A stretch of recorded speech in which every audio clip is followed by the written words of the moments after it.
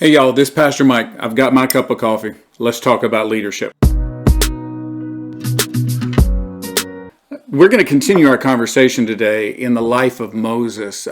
Again, it's a book I put together a few years ago called Heart of a Leader, where I basically just looked at the life of Moses and then compared that back across to what I've seen in other people, other leaders' lives, and what I've seen in my own life, and kind of tried to put together what really is the heart of a leader? How can each of us develop into the best leader God meant for us to be, whatever area of life or whatever area of the world God's called us to lead in? You know, if you're leading a small group or you're leading a rescue mission or you're leading a counseling group or a support group or you're leading a church or you're leading a city, an area, a movement, whatever you're leading, how can you become better at leading that? And so in my estimation, as we began to unpack this, the way I did it was I looked at it and I said, how does a leader develop into someone who can lead like Moses did? Because listen, I'm convinced that Moses is one of the best leaders in human history. Again, let's think through this. Moses took the children of Israel, the Israelites, who were a slave nation. They had spent, there was nobody living among the Israelites who ever remembered them being anything but slaves to Egypt. They just served the Egyptians. And somehow he takes this band of slaves and he converts them into a nation that not only survives a nomadic existence, which is just insane to me, because the logistics of moving a nomadic people around and keeping them alive, keeping them secure, keeping them fed, keeping them healthy, all of that, it's just stunning to me that they so much as survived. But they didn't just survive. They established a way of living that lasts for thousands of years, truth that we still teach today. They established a nation in their day, in their lifetime, a nation that was feared and became one of the most powerful nations in the region. Somehow Moses in one lifetime gets all this done. It's just stunning to me. Perhaps if we talk about 2 or 3 or 4 successive good leaders that got this transition to take place, so you got a few lifetimes to work with, maybe then it makes more sense. But for Moses to do this in one lifetime is just absolutely stunning. So how do we do this? We talked about the fact that I see leadership development happening in 5 different stages. There's learning to be the fine child that God made you. Whether that means you lead a small group, or whether that means you lead a rescue mission, or whether that means you lead a support group, or whether that means you lead a church, or whether that means you lead a movement, whatever that means, whatever level God created you to lead at, you're going to find fulfillment leading at that level. You need to be who God made you to be. Don't let anybody convince you need to be something else, and don't convince yourself you need to be something else. Because quite frankly, what we do is we decide, well, I want to be this person, or I want to lead like that person, or I want that person's gifts, or I want, wanting someone else's success and gifts is no better for you than envying somebody else's house or car. It's not yours, it's theirs. Be what God made you to be, because God created you as a fine child. Be that, okay? So we talked about that. Learning to make a difference is next. We're going to talk about that today. But when I learn to be who I am, I then see God leading me into places where I start to make a difference in the world around me. Then I've got to learn to give direction. Why does direction come third? Because nobody's going to follow me until it's sure that I know who I am and it's clear that I have already successfully accomplished some things. After it's clear that I know who I am and I've accomplished some things, then people start following you. Now you can give direction. After that, it is learning to build structure. Why? Because if you stop at number 3, no matter where you are, small group all the way to movement, if you stop at number 3, you will only accomplish what you can accomplish. But if you'll learn to build structure, you can accomplish what y'all can accomplish. You understand the difference? What you can accomplish is small. What y'all can accomplish is huge. I know, I'm going Southern on you, but you get it, right? So the truth is, now you've got to build structure. Once we build structure, then we learn to leave a movement. The truth is, God has gifted every one of us with a desire to lead in a certain way. And what we've got to do is learn how to lead at the highest level possible, right in the place where God put us to be. So let's talk about making a difference. I think as we talk about learning to make a difference, we've got to understand that all of us try to make a difference in the world. All of us dream of making a difference, but not all of us actually accomplish making a positive difference in the world. I want to show you. I want to show you a story. This is from Moses' life, and this is early. He's now grown. He's grown up. If you remember the story, his mother tried to hide him from Pharaoh. And so she puts him in a basket. She floats him down the Nile. Pharaoh's daughter finds him and decides she loves him. She sees too that he's a fine child. She decides she's going to keep him. Moses' sister is watching all this happen and runs up to Pharaoh's daughter and says, this baby needs someone to feed it. I know a mother that can feed it. And so basically Pharaoh's daughter says, this is so cool. Pharaoh's daughter says, okay, take the baby back to the lady who can feed him. And when the baby is weaned, when the baby is old enough to live without its mother's milk, bring the baby back to me and I'll raise it from there. You know what just happened? God just took a child that was condemned to die. That was the law. He was to die. And instead of having him die, God had the ruler's daughter send Moses back to his mother to be taken care of until he was old enough to be sent to be raised in the palace with the Egyptian royals. That's only God can do something like that. And that's Moses' life. Now, by the time we get to where I'm going to read now, Moses has grown up and he's a product of the palace. He's a product of the Pharaoh's house, but he still knows that he is a Hebrew. Remember, it's likely that Moses looks very different than the Egyptians. And so it's clear, I mean, when they do the family photo, what doesn't belong here? It's very clear it's Moses, They didn't do a family photo, but you're with me. So what Moses has done is he's grown up in the Pharaoh's house, but knowing that he's not really an Egyptian. And so I think Moses develops within him this desire to come to the rescue of his people, the Israelites, the Hebrews. But he does not know how. So watch. When Pharaoh heard of this, what Pharaoh has heard about is Moses is going to go out and try to set the Israelites free. He goes out one day and he notices an Egyptian soldier ruthlessly beating an Israelite. And this infuriates Moses. And I have to tell you that I believe, everybody hear me, this is just my thought, okay? Just my thought. I believe that in Moses' mind, he already deep down in his heart knew that he was called to somehow help these Hebrew children be free. He already had in his heart, in his mind, in his desire. By the way, when God creates you, when God makes a fine child for a given purpose, that purpose will come through even before you understand what it is or why it's there. And I think that's what's going on with Moses. He wants to defend the Israelites. He wants to help them. But he doesn't know how. And so this Egyptian is beating an Israelite. And what does Moses do? Moses kills the Egyptian. Now, whether this is just a fit of passion and Moses is afraid, or whether Moses kills the Egyptian and expects the Israelites to come and follow him, I can't unpack that because I'm not in Moses' head. But I'm telling you, either way, he kills this Egyptian and then buries in the sand. He tries to make a difference for the Hebrew children even before he knows how, but it doesn't go well. Watch. When Pharaoh heard of this, he tried to kill Moses. But Moses fled from Pharaoh and went to live in Midian, where he sat down by a well. Now a priest of Midian had 7 daughters, and they came to draw water and take the water to their father's flock. Some shepherds came along and drove them away. These shepherds are keeping the ladies away from the well. They drove them away. But Moses got up and came to their rescue and watered their flock. When the girls returned to Reuel, their father, he asked them, "Why have you returned so early today?" And they answered, "An Egyptian rescued us from the shepherds. He even drew water for us, and he watered our flock." "And where is he?" Reuel asked his daughters. "Why did you leave him? Invite him to have something to eat." So Moses came and agreed to stay with the man, who gave his daughter Zipporah to Moses in marriage.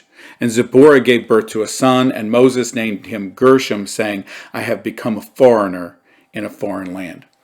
If you are going to lead, if you are going to make a difference, it always starts with a dream. Moses had a dream, I believe, to set free the Hebrew children. I believe this already was residing in his heart, in his soul even, that he wanted to set the Israelites free. He wanted to say, let my people go from the very beginning. But he had no platform to do that. He had no reason to do that. He had no way to do that. He did not know how to do that. So he went out and he tried to do it on his own. And watch, and he failed miserably. Listen, when we try to do God's will our way, it never works. You got to do God's will God's way. See, God had a plan for Moses, but Moses tried to short circuit the plan by doing his own thing. And instead of accomplishing anything, he left the Israelites afraid of him, because the next day he goes out and the Israelites say, are you going to kill me like you killed the Egyptian? That's when he realizes that everybody knows he did it. And then the Pharaoh now has no choice but to come after Moses, because Moses is now a murderer of one of his soldiers. He must bring Moses to justice if at all possible. And so now, instead of accomplishing what in his gut he knows God's called him to do, he's made a mess of it. He's made a mess of it. But listen, his dream isn't over. One mess up does not end God's dream. In fact, it might set you aside long enough to realize what God really called you to do. Watch. It all begins with a dream, but that dream must be practiced this way. His presence, God's presence, over my priorities. You see, before you can ever even understand a dream, much less act out on it, you have to spend time with God. Listen, this scripture that I just read you, it takes us from the Pharaoh finds out about the murder and is driving Moses away, all the way to Moses is now in Midian, a foreigner in a foreign land. And he's going to end up out with sheep, quietly bored out of his mind, in a field, in a pasture, taking care of sheep. But he's going to have all kinds of time to put God's presence over his priorities. Do you see that? That's how we learn to dream properly. A dream is not just a good idea I had one night and then I start telling everybody about it. A dream is something God develops in my mind to turn it into a vision. Now watch. It then says, now Moses was tending the flock of Jethro, his father-in-law. Now listen, Reuel and Jethro are the same person. He's called Reuel in one place at the beginning of the story, but he's called Jethro later on for the rest of the story. It's the same person. This is Moses' father-in-law. And Moses is tending his flocks. Remember, he's been out here all this time. What do you suppose he does all day? As you're just watching sheep. I mean, you're just watching sheep. What does he do all day? Well, we know from the life of David, and we see in the life of Moses, that a lot of time was spent in prayer and in worship and just knowing, in the presence of God, knowing the person of God. He spends a lot of time. Let me say, it begins with a dream. But to make a real difference, a good difference, a godly difference, that dream must be saturated in prayer. Moses prays to the point that God shows up. Watch. Now Moses was tending the flock of Jethro, his father-in-law, the priest of Midian, and he led the flock to the far side of the wilderness and came to Horeb, the mountain of God. There the angel of the Lord appeared to him in flames of fire from within a bush. Moses saw that though the bush was on fire, it did not burn up. So Moses thought, I'll go over and see this strange sight, why the bush does not burn up. When the Lord saw that he had gone over to look, God called to him from within the bush, Moses, Moses. And Moses said, here I am. Now, we always read that like, it's just, yes, don't you think Moses is freaking out? Here I am. Sometimes when God speaks to us, when we're praying, when we're focused, and all of a sudden the voice of God comes through, maybe not even audible, but you in your head, all of a sudden it's there and it's like, whoa. And God just spoke to you. It can be stunning. It can be almost frightening. And that's what Moses is going through. Here I am. Do not come any closer, God said. And Moses is probably going, no, you're good. You're safe. I'm not about to. Take off your shoes, for the place where you are standing is holy ground. Listen, can I say something? When you're spending enough time in prayer that you've prayed long enough that God shows up, when he shows up, wherever that place is holy ground. Because God's there. It's not because you didn't make the ground holy. God did. But he's there, and now the place where you're standing is holy ground. Then he said, I am the God of your father, the God of Abraham, the God of Isaac, and the God of Jacob. At this Moses hid his face because he was afraid to look at God. You got to pray. Listen to me. Pray till God shows up. There used to be a phrase out there called push. Pray until something happens. Look, pray until God shows up. And when God shows up, what happens in that moment, you spend this time in prayer and then suddenly God shows up. And whether it's in Moses' case, it's visible, it's audible, all of this is real. In our case, it may not be audible, it may not be visible, though it might. I can tell you times in my life when God has visibly answered a prayer in the moment. And those things could happen. But what happens when we pray till God shows up? When he shows up, watch. It's his voice over my voice. When God starts talking, we tend to shut up. And that's important because now he's speaking to us and we're learning from him. This goes on. We've got to start with a dream, but that dream must be saturated in prayer. And then we begin to receive from God what we need. Listen to what it says. The Lord said, I have indeed seen the misery of my people in Egypt. I've heard them crying out because of their slave drivers, and I am concerned about their suffering. So I have come down to rescue them from the hand of the Egyptians and to bring them up out of that land into a good and spacious land, a land flowing with milk and honey, the home of the Canaanites, Hittites, Amorites, Perizzites, Hivites, and Jebusites. And now the cry of the Israelites has reached me, and I have seen the way the Egyptians are oppressing them. So now go. I'm sending you to Pharaoh to bring my people, the Israelites, out of Egypt. He receives the call that in his gut he's always known was his. But he receives it fully now because God clearly says, now go. Now go and do this. Now go and set the children of Israel free.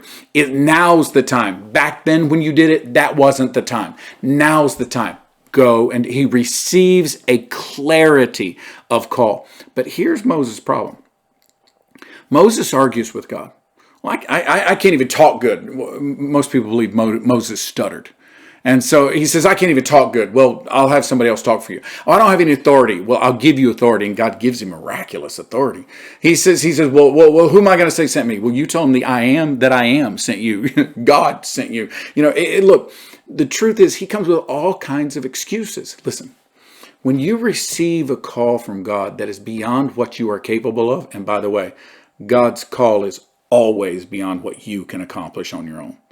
But when you receive a call from God that is beyond what you are capable of, you tend to say, oh no, I couldn't do that. Oh no, there's no way I could do that. Oh no, that would never work. Oh no, look, in that moment, you must operate in his strength over my weakness. Because when God gives you a call, he also gives you the capacity to accomplish the call he gave you. You see, we see our own weaknesses, but God knows what he built us for. We see our own failures. God sees the future. We see the past. The truth is, if I focus on my weaknesses, I am never going to accomplish what God has called me to do. But if I'll focus on his strength, I can accomplish more than I ever imagined because it's not me doing it. It's God doing it. It is hard for me to explain to you how liberating it is to finally say to yourself, to finally come to grips with, to finally settle into, God got this done. This is not me. You said, why is that liberating? That seems to me to be belittling yourself. No. If I talk about what I'm capable of, man, that's a really small world. But if I can operate in what God's capable of, I'm free. I have courage. I have confidence. I am free because it's His strength over my weakness. Dream, pray, you know, find the empowerment of God, and then engage with what God has called you to do. Then Moses went back to Jethro's father-in-law and said to him, let me return to my own people in Egypt to see if any of them are still alive. You see, he's been gone for 40 years, most people believe. And he's not even sure they're there. Jethro said, go, and I wish you well. Now the Lord had said to Moses in Midian, go back to Egypt, for all those who wanted to kill you are dead. So Moses took his wife and sons, put them on a donkey, and went. Started back to Egypt, he went.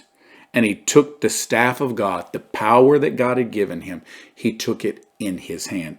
You've got to engage what God has called you to do. Listen, there comes a point where the dream, the prayer, the empowerment, it all kind of comes together. But there comes a point where you have to take the first step. If you don't take the first step, you're never going to arrive at your destination. You've got to actually go back, look at Jethro and say, I'm going. God told me to go. I'm going. Will you give me permission? Jethro will then give you permission because God already prepared his heart. And then you got to put everything you got on the back of a donkey and go. And that's what he did. His freedom. God's freedom over my bondage. I could play this in so many directions. Moses is going to set the children of Israel free. So it is God's freedom over their bondage. But Moses has now overcome his own sense of insecurity and inability. He now carries in his hand the power of God given to him by God, the call of God given to him by God. Moses' own personal bondage of failure has now given way to God's freedom of call and empowerment. Do you see it? In the end, what I want us to understand is that if we try to lead, if we try to succeed, if we try to do all of this in our own power, yeah, maybe we'll accomplish some things. But in the end, it'll fall short. It won't be fulfilling. But if we will understand the fine child God made us to be, and then step out with his power, bathe that in dream of what God can do, bathe that dream in prayer, let God be the power behind our prayer, and then engage what God tells us to do with the world around us. Take the first step. Then in the end, God will do so much more than we could ask, think, or imagine. But it's all about him over me. I got to put me down so that he can take throne. And then I have the power and the courage to go forward.